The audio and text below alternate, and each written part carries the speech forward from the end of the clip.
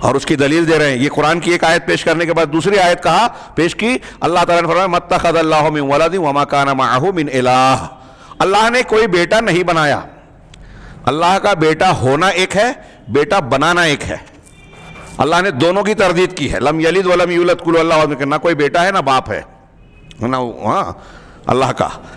اور متخذ, بیٹا بنایا نہیں. مطلب یہ کہ نصارہ میں جو اللہ کا حضرت عیسیٰ کو اللہ کا بیٹا کہتے ہیں نا, ان میں جو ہے آپس میں اس میں اختلاف ہے کہ بیٹا کیسے ہیں حضرت عیسیٰ علیہ السلام. لاہوت سے ناسوت اور ناسوت سے لاہوت میں کس طرح ان کا دخول ہوا. بیٹے ہیں نہیں, بیٹا بنایا. کوئی براہ راست بیٹا کہتے ہیں, کوئی بیٹا بنایا کہتے ہیں کہ پہلے وہ عالم ناسوت ہی کے تھے, عالم ظاہر سے تعلق رکھتے تھے. پھر اللہ رب العالمین کی جو روح حضرت مریم میں سرایت کری ہے اور اس کے ذریعے سے جو ان کے اندر الوہیت کا مادہ آیا, تو وہ عالم ناسوت سے عالم لاہوت میں آ گئے, یعنی لاہوتی ہو گئے, بیٹے بن گئے. تو ان کے ہاں تشریحات الگ ہیں. وہ جو بھی تشریح کریں, بیٹے مانے یا بیٹا بنایا مانے, دونوں کو کفر کہا. اللہ نے یہاں کہا کہ اللہ نے کوئی بیٹا نہیں بنایا. وما کان معہ من الہ, اور نہ ہی اس کے ساتھ کوئی عبادت کے لائق ہے, یعنی کوئی الہ یعنی معبود نہیں ہے. اب بیٹا بنانا ایک اور معبود کا ماننا دو. شیخ محمد بن عبد الوہاب یہی ثابت کر رہے ہیں. ففرق بین النوعین, ان کا جملہ ہے کہ اللہ نے دونوں قسموں کو الگ الگ جدا جدا بیان کیا. وجعل کل منہما کفرا مستقلا, اور اللہ نے دونوں کو مستقل کفر قرار دیا. کوئی اگر اللہ کا بیٹا کہہ رہا ہے تو یہ بھی کفر ہے, ایک چیز ہو گئی. بیٹا نہیں کہہ رہا ہے. اگر کوئی اللہ رب العالمین کے جیسا جو عبادت اور کام اللہ کے لیے کرنا چاہیے, وہ کام اگر غیر اللہ کے لیے کر رہا ہے تو وہ ایک مستقل کفر ہے, شرک اکبر ہے, کفر اکبر ہے. اللہ نے دونوں کو رد کیا, مستقل کفر قرار دیا. وقال تعالی, اور اللہ تعالیٰ نے فرمایا وجعلوا للہ شرکاء الجن وخلقهم, انہوں نے جنوں کو شرکا بنایا. وجعلوا للہ, اللہ کے لیے جن کو شریک ٹھہرایا, جنوں کو شریک بنایا, حالانکہ اللہ نے ان کو پیدا کیا. وہ اللہ کی مخلوق ہے اور ان کا اللہ کو شریک کر دیا. آپ کا کوئی نوکر غلام ہو, آپ کی وراثت میں حصے دار ہوگا؟ یہ تو چھوٹی مثال ہے سمجھنے کے لیے.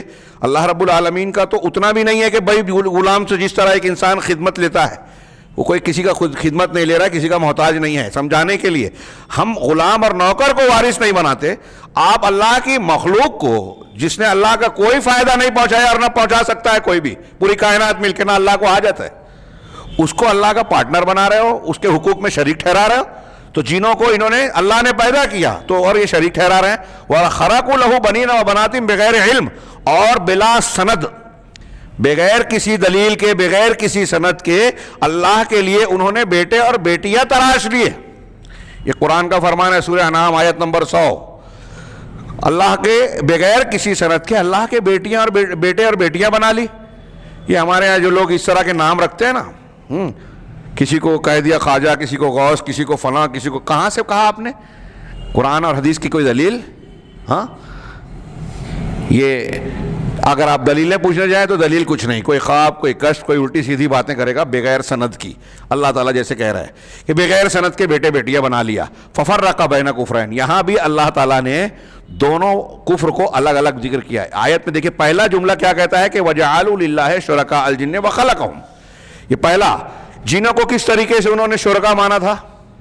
اللہ تعالیٰ سے رشتہ جوڑا کہ اللہ نے ان سے اپنی جو ہے بیوی بنائی اور ان کے ملاپ سے فرشتوں کی شکل میں بیٹیاں پیدا ہوئی. نعوذ باللہ. یہ تشریحات میں تفسیر میں بیان کرتے ہیں اس آیت کی. تو یہ رشتہ بنانا اللہ تعالیٰ کے لیے یہ ایک کفر ہے. جو اللہ کا رشتہ مخلوق سے جوڑے, رشتہ داری بنائے, وہ کفر ہے. معاف کیجئے گا, اس میں یہ بھی ہے کہ جنوں کو پکارنا, جنوں سے استمداد کرنا, تعوذ کرنا, یہ بھی کفر ہے. اور ان کو بیٹے اور بیٹیاں بلا سند بنانا, یہ بھی کفر ہے. دونوں کو اللہ تعالیٰ نے الگ الگ بیان کیا. والدلیل علی ھذا ایضا, کہہ رہے ہیں کہ اس بات پر یہ بات بھی دلیل ہے کہ جن لوگوں نے لات کو, لتا یلتو, لات اور منات, یہ دو لوگ تھے نا, ان کا بت بنا لیا گیا تھا. ان کی قبر پر یا بیٹھنے کی جگہ کو لوگوں نے مقدس مان کر پوجا پاٹ شروع کی تھی. قرآن نے اس کا ذکر کر کے رد کیا.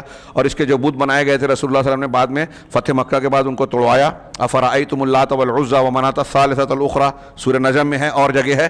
کہا کہ جن لوگوں نے لات کو پکار کر کفر کیا تھا, حالانکہ وہ ایک صالح انسان تھے, ہاں اہل علم کہتے ہیں، حضرت ابن عباس وغیرہ سے منقول ہے کہ یہ لات جو تھے جاہلیت کے زمانے میں، جو اللہ کے گھر کعبۃ اللہ کی زیارت کے لیے جو لوگ باہر سے آتے تھے زائرین، ہاں حجاج اس وقت کے، تو وہ انہیں ستو گھول کے کھلایا پلایا کرتے تھے، ان کی ضیافت اور مہمان نوازی کیا کرتے تھے. نیک صالح آدمی تھے، تو جہاں بیٹھتے تھے اس پتھر پہ، اور بعد میں ان کی قبر کو پوجا کی جگہ بنا لیا، ان کا پھر بت بھی بنا لیا گیا تھا. تو یہ ایک نیک آدمی تھے، ان کو اللہ کی بیٹیاں تو نہیں مانا تھا مشرکین مکہ نے، نیک آدمی تھے لیکن ان کو پکارتے تھے، وسیلہ بناتے تھے. لم یجعلوہ ابن اللہ، بڑی پیاری بات کہی ہے شیخ محمد بن وہاب نے. انہوں نے لات کو اللہ کا بیٹا قرار نہیں دیا. والذین کفروا بعبادت الجن لم یجعلوہ کذالک، اور جن لوگوں نے جنوں کی عبادت کر کے کفر کیا، انہوں نے جنوں کو اللہ کا بیٹا نہیں قرار دیا. بعض تفسیری روایات میں وہ رشتہ داریاں جوڑی، ہاں، لیکن جنوں کو پکارتے تھے، جنوں کو اس طرح سے شریک کرتے تھے.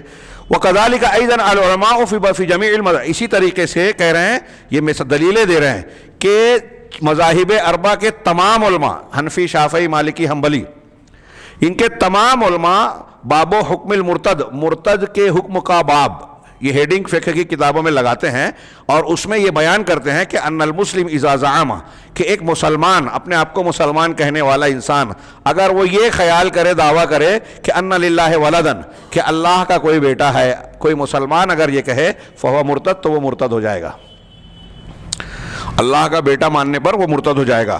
وَيُفَرِّقُونَ بَيْنَ النَّوْعَيْنِ، اور اس دونوں قسم کے کفر اور شرک میں وہ فرق کرتے ہیں فقہا، تمام چاروں مسلک کے لوگ. وَهَذَا فِي غَایَةِ الْوُضُوحِ، یہ بات بالکل صاف اور انتہا درجے کی واضح ہے. شیخ نے کہا، یہ ان کی عبارت تھی جو پچھلے ہفتے بھی ہم نے پڑھی، سرسری طور سے